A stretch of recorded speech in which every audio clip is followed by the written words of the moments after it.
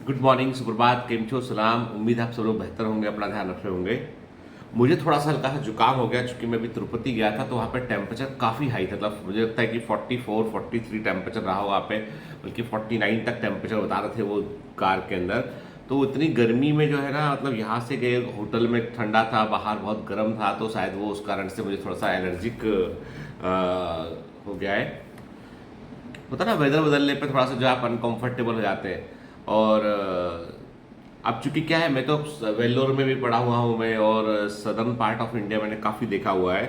तो लेकिन तब भी मैं कहूँ कि एक पूरा का पूरा टाउन जो है वो हॉस्पिटल के अलोंग पूरा टाउन जो है वो अपना व्यवसाय करता है, पूरा टाउन घूमता है, वो है वेल्लोर। ठीक है, वेल्लोर में सीएमसी जो है वो अपने आप में एक बहुत बड़ा ऑर्गेनाइजेशन है, जिसने जो है पूरा का पूरा टाउन जो है वो उसके आसपास ही काम, मतलब पूरे इंडिया से पेशेंट वहाँ पहुँचता है। ऐसे ही तिरुपति आप जाएंगे ना, तो तिरुपति एग्जैक्टली वो तो स्टेशन, वो है अपना एयरपोर्ट है, वहाँ पर स्टेशन है। एक्चुअली मेन जगह है वो है तिरुमाला। तिरुमाला एक छोटा सा विलेज है, जहाँ पर जो है मेन तिरुपति बालाजी का जो है वो लॉर्ड वेंकटेश्वर का वहाँ पे टेम्पल है।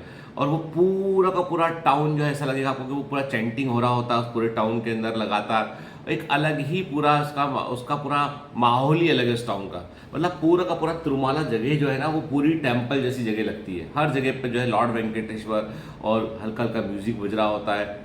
तो पूरा का पूरा जो है वो पहाड़ी की चोटी जो जहाँ पर वो है, वो पूरा का पूरा हिस्सा जो है वो तिरुमाला है। और वहाँ पे गेस्ट हाउसेस बने हुए हैं और मंदिर बना हुआ है यहाँ पर, और वो पूरा मतलब एक डिफरेंट ही वर्ल्ड है पूरा वो। आप में से कई लोग पूछते हैं सर कि आप जो है वो क्या आप हर साल जाते हैं? अभी फिलहाल मैंने सोचा है कि अब देखिए, सिंपल सी बात है, मैं आपको एक बात हमेशा कहता हूँ आपसे मैं, कि हम सभी लोग जो है वो कोशिश पूरी करते हैं, ईमानदारी से कोशिश करते हैं, सब कुछ करते हैं, लेकिन तब भी हमको जो है वो कुछ चीज़ें जिसके परिणाम आपके अनुसार नहीं निकलते हैं, उसके लिए हमको ऊपर वाले पे छोड़ देना चाहिए कि वो गॉड जो है, जिसको आप किसी भी रूप में जानते हो, वो आपके लिए टेक केयर करेगा। आपका काम है कर्म करना, कि आप अपनी ईमानदारी से कोशिश करते रहे। फल आज मिले देर से मिले, फल मिलेगा जरूर आपको के, क्योंकि जो है कोई भी ईश्वर के यहाँ पर, कोई भी ऊपर वाले के यहाँ पर आप किसी भी रूप में उसको जानते हो, अन्याय नहीं है, इनजस्टिस कहीं पर भी नहीं है। ये प्रकृति का नियम है। अरे जो चीज़ है, यदि हायर कॉन्सेंट्रेशन पे है तो वो लोअर कॉन्सेंट्रेशन में मूव करेगी करेगी वो। यदि आपके एफर्ट जो है वो हायर लेवल पर है तो आपके परिणाम आपको मिलेगा ही मिलेगा। ऐसा हो ही नहीं सकता कि वर्क डन ना हो। याद है ना, फिजिक्स का भी सिंपल सा फंडा है कि दो पॉइंट के भी जितना अधिक डिफरेंस होगा, जितना अधिक पोटेंशियल जनरेट होगा, उतना अधिक वर्क परफॉर्म करने के लिए एबिलिटी मिलेगी। पोटेंशियल का मतलब क्या होता है? The ability to perform a work. Potential का मतलब होता है the ability to perform a work. ठीक है ना? तो वो जो पोटेंशियल है ना, वो आपको जनरेट करना पड़ेगा। जब हम एक्स्ट्रा एफर्ट करते हैं, मेहनत करते हैं, कोशिश करते हैं, हम पूरे दिल से मेहनत करते हैं ना, तो हम उस पोटेंशियल को बढ़ा रहे होते हैं। और वो पोटेंशियल कब करंट में या कब आपके वर्क में कन्वर्ट हो जाएगा, वो आप भी नहीं जानते हो। लेकिन आप देखो, मेम्ब्रेन के आर पर भी सोडियम पोटेशियम का प्लस और माइनस का डिफरेंस, सोडियम पोटेशियम क्लोराइड, इनका प्लस माइनस का डिफरेंस रहता है, तो इलेक्ट्रिकल पोटेंशियल जनरेट होता है ना। रेस्टिंग मेम्ब्रेन पोटेंशियल जो है वो पोलराइजेशन में कन्वर्ट होता है। पढ़ते हैं हम लोग बायोलॉजी के अंदर कि मतलब जहां कहीं पर भी दो पॉइंट के बीच डिफरेंस होगा ना, वहीं पर वर्क डन होगा और अधिक काम होगा। आपको कोई चीज को यदि आप चाहते हैं कि एक चीज ऊपर से नीचे गिरे, तो आपको चीज को पहले ऊपर लेकर जाना पड़ेगा। जितना ऊपर लेके आओगे उतना तेजी से नीचे गिरती हुई तुमको दिखाई पड़ेगी। ठीक है, पॉइंट सिंपल सा ये है कि आपको इस बात का ध्यान रखना है कि आप जो प्रयास कर रहे हो वो आपके पोटेंशियल को बढ़ा रहे हैं या नहीं बढ़ा रहे हैं। यदि आपका पोटेंशियल नहीं बढ़ रहा है और आप चेक नहीं कर रहे हैं समय समय पर आप, तो फिर आपको लग रहा है कि आप काम करने के लिए आपने बहुत एनर्जी दिया, लेकिन आपकी एनर्जी से वो डिफरेंस ही क्रिएट नहीं होता है, तो काम नहीं बनेगा। ठीक है, इसलिए मैं कहता हूँ, जो सैटरडे को आपका टेस्ट होता है, ऑल इंडिया टेस्ट होता है, जिन बच्चों बच्चे टारगेट बैच के हैं, फोकस बैच के हैं, एम्बिशन बैच के, विजन बैच के, उनको सैटरडे का टेस्ट कभी मिस नहीं करना चाहिए। चाहे सर डिप्रेशन होता है, सर नंबर नहीं बढ़ रहे, अरे भाई तुमको क्या लगता है कि तुम ऐसा सोचकर, जैसे बीच में भी माहौल है कि टेस्ट देना चाहिए, टेस्ट, अरे तुम टेस्ट नहीं दोगे तो एग्जाम भी तो एक टेस्ट ही है। जो मेन एग्जाम है वो भी तो एक टेस्ट ही है। नेशनल टेस्टिंग एजेंसी लेगी, एनटी है उसका एग्जाम, वो भी तो टेस्ट है वो, कि तुम्हें कितना आता है जानने के लिए। तो टेस्ट को जानने के लिए पहले टेस्ट देके देख लो, गलती है तो उसको ठीक कर लो गलती को। आई मत समझ में? तो पॉइंट ये है कि आप ये मत सोचिए कि टेस्ट से मेरे को डिप्रेशन, ये सोचिए कि टेस्ट से मुझे रियलिटी मालूम चलती है कि मैं कहाँ स्टैंड करता हूँ, और उसके बाद मुझे उस पॉइंट से आगे बढ़ना है। मान लो मेरे 300 60 नंबर का टेस्ट है मेरा या 400 नंबर का टेस्ट है, मेरे मतलब मेरे उसमें से 40 नंबर आते हैं, तो अगली बार कोशिश करूंगा कि मेरे 40 से ऊपर नंबर आए, 60 आए, और कोशिश करूंगा मेरे 60 से ऊपर नंबर आए, 80 नंबर आए। हमको कॉम्पिटिट अपने आप से करना है कि हमारा पिछला परफॉर्मेंस और हमारे अगले परफॉर्मेंस में डिफरेंस बनना चाहिए, पोटेंशियल क्रिएट होना चाहिए जीतने के लिए। 40-40-40 मेंटेन रहेंगे मतलब हम कोशिश सही दिशा में नहीं कर रहे हैं, हमको अपना लेवल हर टेस्ट में रेज करना होगा, इसलिए टेस्ट को मिस मत कीजिए।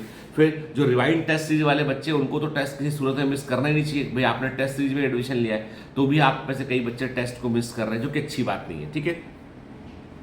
तो फोकस कीजिए पोटेंशियल क्रिएट करने में।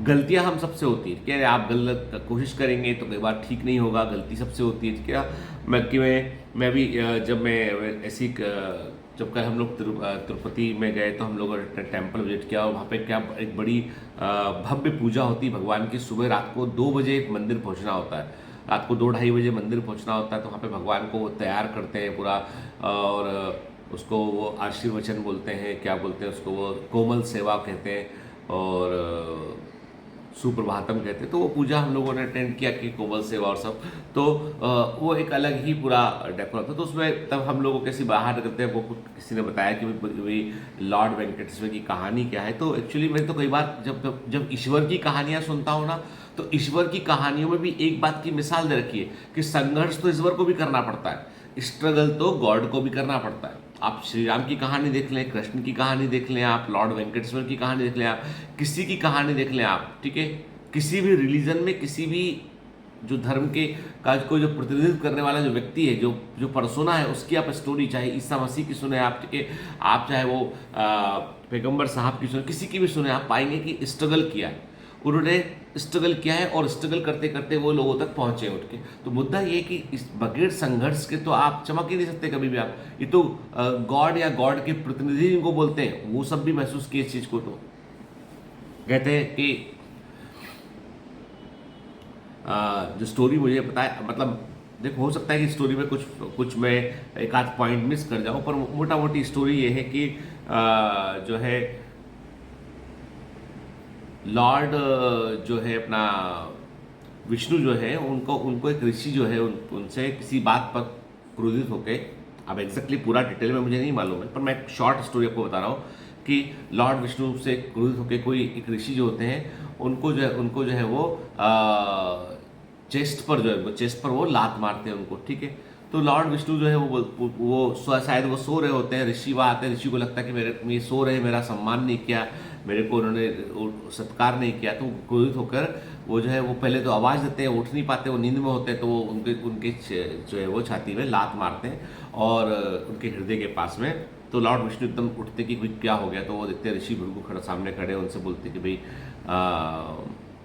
क्या हुआ मुनिवर, मतलब मैं नींद में था। तो बोले कि तुम उठे नहीं, इसलिए तो वो लगे कि मुझे चिंता है कि आपके पैर में तो नहीं लगे। तो उनके पैर में कि वो मसाज भी करते हैं, वो कि भाई आपको लग तो नहीं गई, आपने मुझे मारा। लेकिन इस बात को लेके लक्ष्मी जी गुस्सा आती है कि आपने मेरे हस्बैंड जो है, मेरे पति जो है, उनको आपने लात किससे मार दी यदि वो नींद में थे। तो विष्णु जी बोलते भी शांत रहो, लेकिन वो गुस्सा आती, बोलती कि नहीं ये गलत है, क्योंकि आप जो है वो मैं इनके हृदय में बसती हूँ और आपने ऐसा किया। तो उस बात को लेकर जो है वो ऋषि जो है वो हालांकि वो क्रोध के बहुत क्रोधित होने वाले व्यक्ति थे, लेकिन वो लक्ष्मी जी बोलती कि भाई यदि ये यहाँ रहते हैं तो मैं ये छोड़ के, बैकुंठ छोड़ के मैं जा रही हूँ धरती लोक पे। तो वो यहाँ पर जो है वो देवी पद्मावती के रूप में जन्म लेती है एक राजा के घर में, ठीक है। अब लॉर्ड विष्णु जो है उनको लगता है कि अब हम कैसे, तो वो पहले तो मनाते हैं लेकिन वो मानती नहीं। फिर उनको भी जो है यहाँ पर लॉर्ड वेंकटेश्वर के रूप, उनको जो वेंकटेश्वर के रूप में उनको जन्म लेके यहाँ पर आना पड़ता है, ठीक है, उनको धरती पर। और जब यहाँ पर आते हैं तो चूंकि लक्ष्मी जी चली गई है, लक्ष्मी उनकी वाइफ है, वो लक्ष्मी जी चली गई, लक्ष्मी जी धन का प्रतीक है, तो वैकुंठ में भी धन नहीं बचता है, पूरा धन जो है वो मतलब धन का प्रतीक है। और तो फिर वो जब यहाँ आते हैं तो फिर जब वो उनके लिए जाते हैं बात करने के लिए कि मुझे इनसे विवाह करना है गॉडेस पद्मावती से, तो उनके पिता बोलते भी ऐसा नहीं है, हम राजा हैं तो आपको उस लेवल तक, स्टेटस तक पैसा लाना पड़ेगा आपको। देन उसके बाद वो कुबेर से धन उधार लेते हैं, मतलब एक लंबी स्टोरी है पूरी ये। और इसलिए यहाँ पे वो एक आलिशान, मतलब बेसिकली उनका विवाह होता है, इसे कल्याणम बोलते हैं साउथ में। और जो है एक बड़ा सा वो मंदिर बनता है, बड़ा सा सब कुछ होता है, और बड़े मतलब वो धन को उधार लेते हैं कुबेर से वो। इसलिए वहाँ पे एक प्रथा है कि लोग जो जाते हैं, जो जो भी आते हैं, वो वहाँ पर जो है वो कुछ ना कुछ वहाँ पे डोनेट करते हैं। और वो डोनेट जो है वो आप यदि देखेंगे तो हम लोग कई बार क्या होता है, इन चीज़ों को हम लोग ऐसे लेते हैं कि इतना पैसा क्यों है। एक्चुअली कभी आप जाकर देखो, पूरा टाउन देखो, पूरे हॉस्पिटल्स देखो, आसपास देखो, पूरा का पूरा उनका ट्रस्ट जो स्कूल चला रहा है वहाँ पे देखो, तो मैं तो कई बार गौर करता हूँ कि इन चीज़ों को ये लोग ट्रस्ट के थ्रू जो है ना वो आम आदमी तक पहुँचा रहे हैं, उसको डेमोक्रेटाइज कर रहे हैं उस चीज़ को। पैसा भारत के अंदर जो है वो पैसे की कोई ज़्यादा कमी नहीं है, लेकिन कई सारे ऐसे ट्रस्ट जो काम कर रहे हैं ना ग्राउंड लेवल पे जो काम कर रहे हैं, और वो बहुत बड़े लोगों को रोजगार भी प्रोवाइड कर रहे हैं, और बहुत सारे लोग उससे जो है वो कम पैसे में इलाज करा पा रहे हैं। जैसे सीएमसी बेल्लोर को आप देख लो, वहाँ पर भी जो है वो कम पैसे में बेहतर देश के का बेहतर से बेहतर इलाज वहाँ अवेलेबल है। तो कई जगह पे मुझे लगता है कि सरकारी सिस्टम से बाहर निकल के चीज़ें जो खड़ी हुई ना, वो रोजगार भी बहुत सारा क्रिएट करती है। मैं इसको इकोनॉमिक्स के पॉइंट ऑफ व्यू से देखता हूँ। मुझे इस बात में कि क्या सही क्या गलत, मैं केवल उसको एक ही नज़रिए से देखता हूँ कि जो भी आप काम कर रहे हो उससे लोगों की ज़िंदगी पे क्या प्रभाव पड़ रहा है, क्या लोगों की ज़िंदगी उससे इंप्रूव हो रही है। यदि इंप्रूव हो रही है तो आप सच में ईश्वर का कार्य कर रहे हो। यदि आप जो कार्य कर रहे हो उससे लोगों की ज़िंदगी पर कोई फर्क नहीं पड़ रहा, सिर्फ आपकी ज़िंदगी में फर्क पड़ रहा है, तो आप अच्छा काम नहीं कर रहे हो।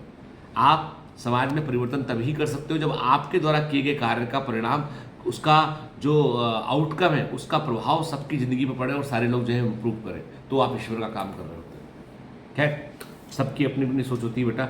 मेरा मानना यह है कि ज़िंदगी में कुछ भी करो तो ऐसा करो कि आपके आसपास एक समुदाय जो है पूरा आपसे अफेक्ट हो, और आपके चलते वो समुदाय का उत्थान हो, उसका पतन ना हो, उसका उत्थान का कारण बने आप। चलिए, have a great day, all the best, bye bye.